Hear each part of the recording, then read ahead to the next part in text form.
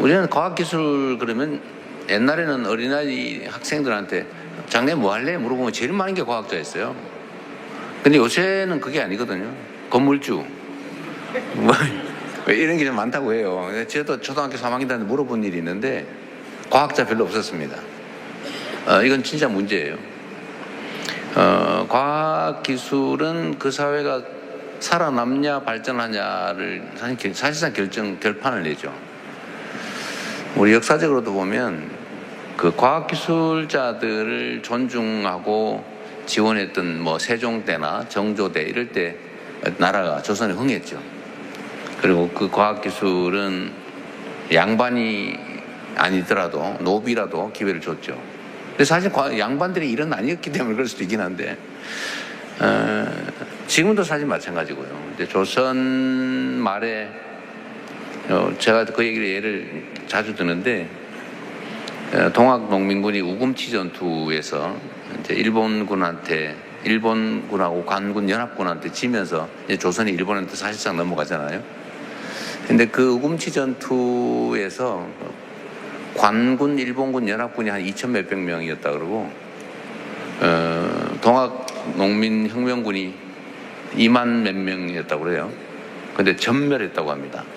뭐 다 죽었다는 얘기는 아니고 그때 전멸했는데 거기서 기가 꺾였죠. 근데 일본군하고 관군, 연합군은 부상자도 한 명 없었다고 합니다. 이유가 뭐냐? 과학기술의 차이죠.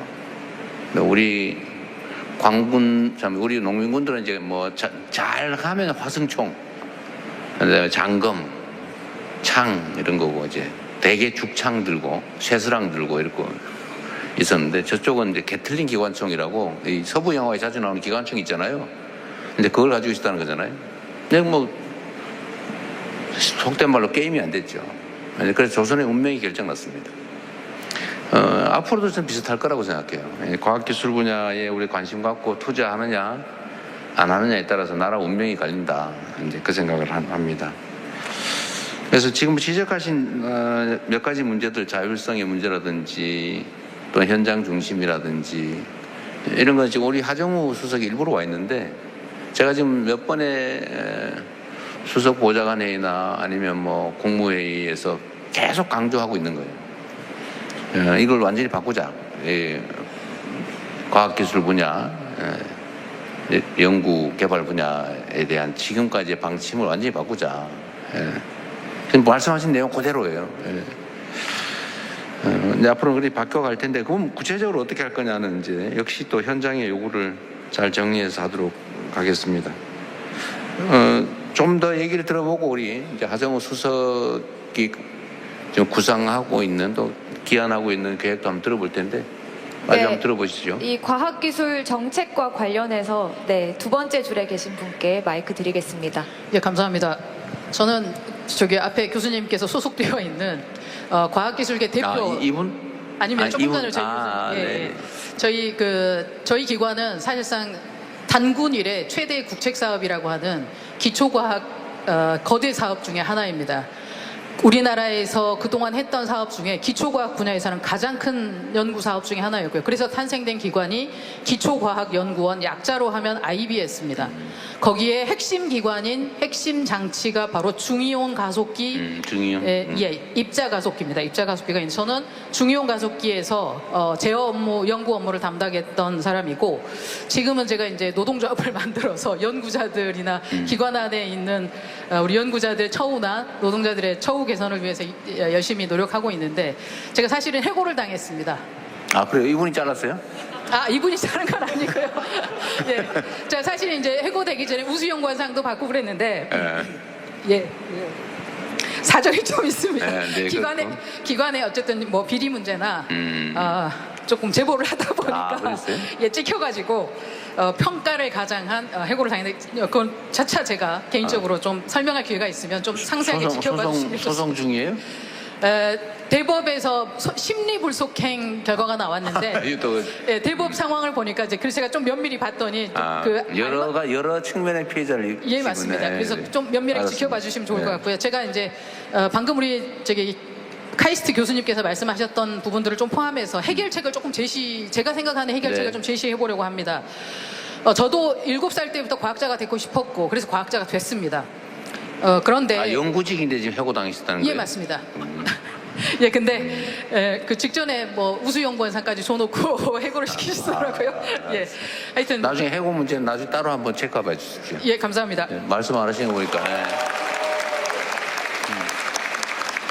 제가 드리고 싶은 말씀은 왜 그러면 국내에 있는 과학자들 해외로 이주를 하는가? 네. 그리고 왜 과학자들이 의대를 가려고 희망을 하는가에 대한 원인 분석이 조금 필요할 것 같은 그것에 대해서 간단하게 설명드리고 그리고 정책 제안을 조금 드리도록 하겠습니다. 간단하게. 예.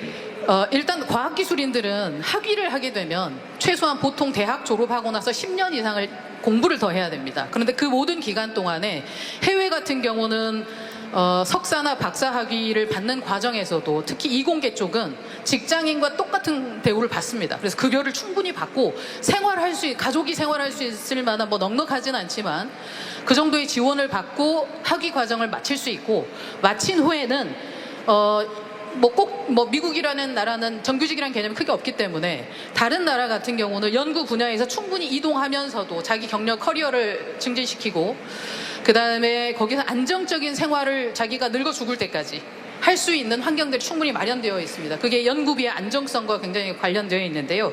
그래서 제가 제안드리고 싶은 것 중에 하나는 국내 사실 정권이 바뀌면서 과학기술계 정책이나 R&D 예산 투자나 이런 것들이 너무너무 급작스럽게 바뀝니다. 물론 급하게 투자되어야 되는 부분이 있지만 기존에 투자되고 있던 부분들까지 삭감하면서 이동하는 경향들이 굉장히 많습니다. 그래서 제가 제안드리고 싶은 것은 우리나라는 사람이 다지 않습니까? 사실상. 그렇다면 우리나라의 미래의 먹거리를 위해서 정권과 관계없이 정권이 바뀌더라도 바뀌지 않는 한도 내에서 안정적 연구비 지원을 위해서 GDP 대비 지금은 뭐 상당히 다른 나라에 비해서는 많다고는 하지만 저는 10% 정도는 투자를 해야 국민들에게 250조를 거기다 투자하죠? 장기적으로 말씀드리는 겁니다. 장기적으로. 예.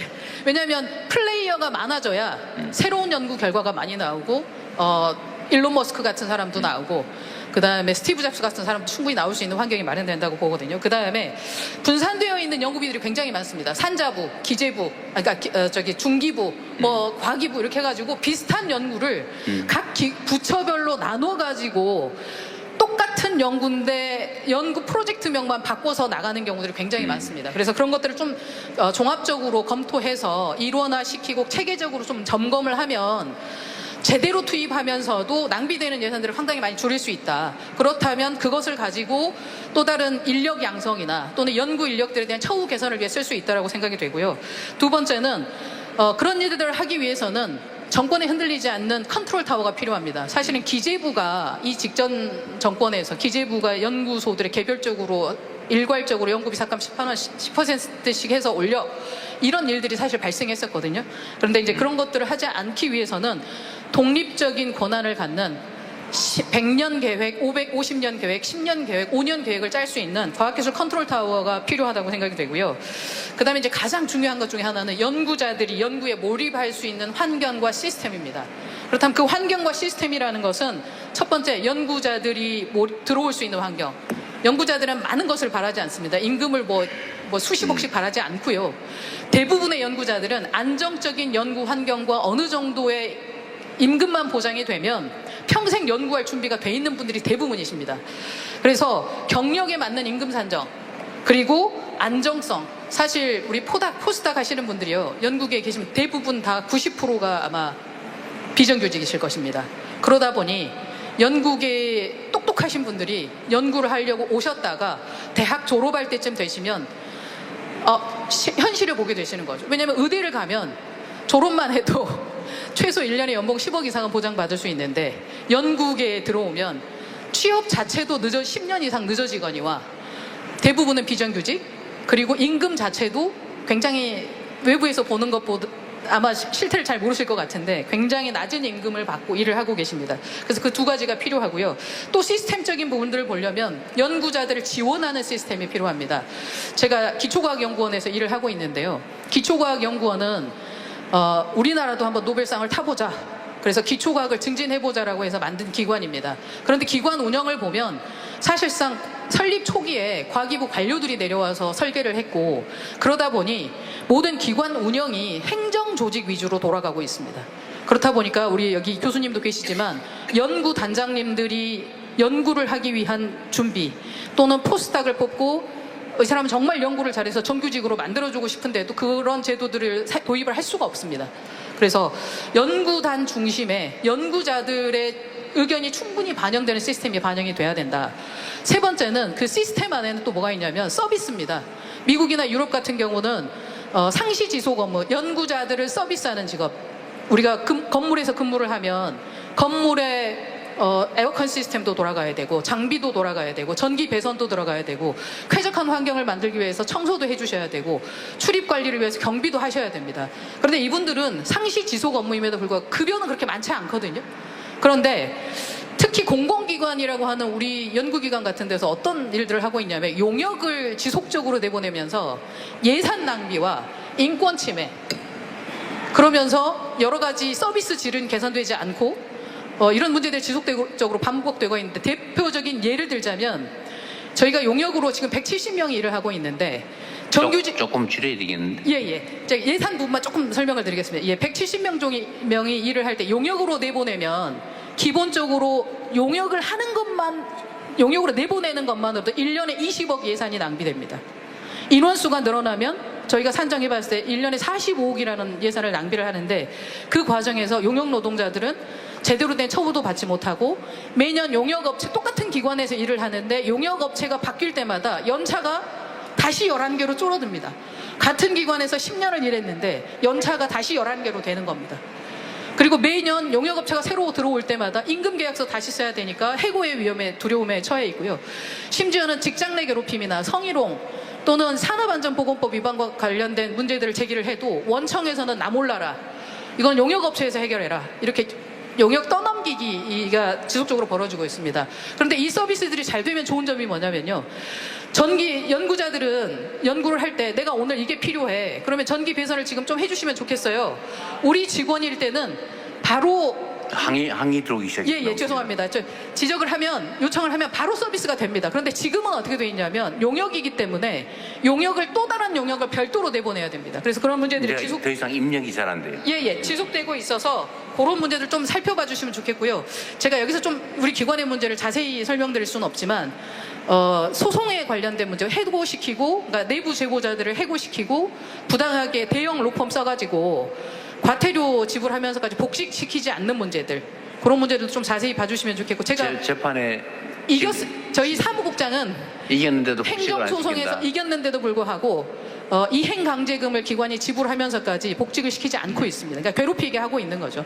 그래서 제가 이 자리에서 본인은 끝까지 져버렸고 뭐 이의 신청을 지금 대법 이의 신청을 하려고 하고 있습니다. 그 내용도 조금 살펴봐 주시면 좋을 것 같고요. 그 다음에 저도 사실은 뭐 죄송스러운 말이지만 해외로 갈까 지금 고민하고 있습니다. 사실은 그래서 좀 그런 일이 발생하지 않았으면 좋겠다. 그리고 제가 마지막으로 제안드리고 싶은 건 저희 기관에 꼭 한번 오셔가지고 우리 연구 단장님들 그리고 실제 현장에서 일하는 우수한 연구자들 그리고 현장에서 일하는 우리 기관의 정말 바닥에서부터 상부까지 일하는 어디예요? 기초과학연구원입니다. 몇 명이나 바로 여기 옆에 있고요. 인원수가 몇 명이나 돼요? 지금 기관 전체 연구자들. 인원은 1000명 정도 되는데 저희 기관이 사실 이제 본원은 기초과학연구원이 여기 본원 컨벤션스 바로 옆에 있고 중이용 가속기 연구소가 여기서 한 20km 정도 떨어져 있는 곳에 위치해 있고요. 그리고 서울대학교, 뭐 디지스트, 카이스트 이렇게 연구단들이 여기저기에 흩어져 있습니다. 중요한 가속기는 선거 때 갔었던 것 같은데. 예, 맞아요. 1조 4천억 원이 들어갔는데 아직도 사실상 목표했던 성과를 이루지 못하고 있고 관련된 내용들을 제가 문제 제기를 하다가 사실은 해고를 당한 거고요. 지금도 사실상 내부적인 네, 성과를 알았습니다. 이루지 못하고 있다. 그래서 면밀하게 좀 지켜봐 주시면 좋겠다. 꼭 오십시오. 부탁드립니다. 자, 그러면 지금부터 잠시만 주목해 주시기 바랍니다. 제가 구독자분들을 위해서 선물 하나를 준비했는데요. 제가 항상 여러분들께 드리는 말씀이 있습니다. 뉴스만 평소에 잘 챙겨보셔도 돈이 되고 돈을 벌 수 있다라고 말씀을 드렸는데요. 여러분들은 여기 보시는 삼성전자 뉴스를 보고 어떤 생각이 드세요? 아니면 정치인들의 뉴스, 날씨 뉴스를 보고는 어떤 생각이 드시나요? 그냥 뉴스만 보고 끝내는지 아니면 이 뉴스를 어떻게 이용할 수 있는지 이 부분을 고민하고 계시는지를 되물어보고 싶습니다. 그 이유가 뭐냐 하면 제가 지난번에 여러분들께 뭐라고 말씀을 드렸었죠? 지금은 반도체 섹터를 눈여겨보셔야 한다고 말씀드렸습니다. 그리고 나서 이런 썸네일들 뉴스를 통해서 많이 보셨을 겁니다. 반도체 내용이 이슈가 됐을 때 부자들은 어떻게 생각한다? 반도체 관련주들은 뭐가 있는지, 어떤 종목이 가장 좋은지, 어디에 투자해야 돈이 몰리는지 자연스럽게 생각한다고 제가 말씀을 드렸죠. 그 이유가 뭐냐 하면 부자들이 봤을 때는 이슈가 곧 돈으로 이어지고 그 이슈가 나에게 돈을 벌어준다는 경험적 확신이 있기 때문에 부자들은 항상 이런 사회적 이슈를 관심 있게 챙겨본다고 제가 말씀을 드렸습니다. 이번에도 마찬가지인데요. 제가 지난번에 시청자분들과 함께하는 주식으로 수익 내기 이벤트를 진행했었죠. 당연히 100% 무료로 진행을 했었고요. 여기 보시면 아시겠지만 제가 지난번에도 구독이라고 보내주신 모든 시청자분들께 반도체 관련주 중에 가장 크게 급등할 딱 한 종목, 많은 종목도 아니라 한미반도체 한 종목을 여러분들께 추천드렸어요. 그러면서 여기 나와 있는 대로 정확히 얼마에 매수해야 하는지, 그리고 수익률이 어느 정도 나왔을 때 팔아야 하는지를 이런 부분들까지 여러분들에게 정확히 알려드렸었는데 지금 실제로 어떻게 되었다? 오른쪽을 보시면 아시겠지만 제가 지난번 문자 발송으로 이 한미반도체를 소개해드리고 나서 실제로 이렇게 5배 이상 어마무시한 상승이 나왔습니다. 100만 원만 투자를 했어도 무려 500만 원이 넘는 수익금이 생긴 거죠. 그래서 당시에도 굉장히 많은 분들이 제가 드린 이 한미반도체로 수익을 내실 수가 있으셨을 텐데요. 다시 한번 축하드린다고 말씀을 드리겠고 이번에도 마찬가지입니다. 앞으로도 2024년, 2025년 계속해서 기대해볼 섹터는 AI입니다. 그 중에서도 AI 반도체는 그 누구도 부정할 수 없는 미래 성장 산업입니다. 그러면 우리가 어떻게 생각해 볼 수 있을까요? AI 반도체 종목 중에 앞으로 크게 대장 역할을 하면서 10배 이상 급등할 수 있는 텐베고 종목을 지금부터 열심히 추적해야 한다는 겁니다. 큰 돈을 투자하지 않더라도 월급의 일부분 아주 소액이라도 이 종목을 모아가야 수백 %의 수익률을 손에 쥘 수 있는 것이죠. 지금 여러분이 보고 계시는 이 유튜브 또한 AI 반도체와 아주 밀접한 연관이 있고 반도체야말로 대한민국의 핵심 산업으로 앞으로 더더욱 시장은 성장할 수밖에 없습니다. 그렇기 때문에 제가 이번에도 뭘 보내드리고 있냐면 지난번과 똑같이 구독이라는 문자를 보내주시면 제가 AI 반도체 관련주 중에 앞으로 대장주 역할을 하면서 주가가 가장 크게 급등할 한 종목을 여러분들께 문자 발송으로 종목명과 사고 파는 시점을 모두 알려드릴 건데요. 그 문자를 받고 여러분들이 주식으로 돈 버는 연습을 한번 해보셨으면 좋겠고요. 혹시라도 나는 주식을 하지 않는다 하시는 분들은 주변에 주식하시는 지인분들에게 말씀을 해주셔도 되고요. 아니면 연세가 있으셔서 투자가 어렵다 하시는 분들은 이 종목을 자녀분들에게 한번 사봐라. 이걸로 한번 수익을 내봐라. 이렇게 조언을 해주실 수도 있는 거겠죠. 그래서 지금 이 영상을 보시는 시청자분들 중에 나도 이번 종목이 좀 궁금하다 하시는 분들은요. 누구나 상관없이 그리고 어느 시간대나 상관없이 부담없이 010-2514-5930번으로 구독이라는 문자 보내주시면 제가 이번에도 똑같이 무료 추천 급등주 문자를 보내드리겠습니다. 이해되시겠죠? 제 번호 010-2514-5930번으로 구독이라는 문자 보내주시면 여러분들이 직접 이슈를 통해서 돈 버는 연습을 해보실 수가 있는 거고 제가 돈을 받는 것도 아니고 투자를 대신해 드리는 것도 아니기 때문에 부담 없이 신청해 주시면 되는 겁니다. 그리고 수익이 나면 저는 다른 것은 하나도 바라지 않습니다. 제 채널에 구독, 좋아요 한 번씩만 눌러주시라 이렇게 다시 한번 말씀을 드리겠습니다.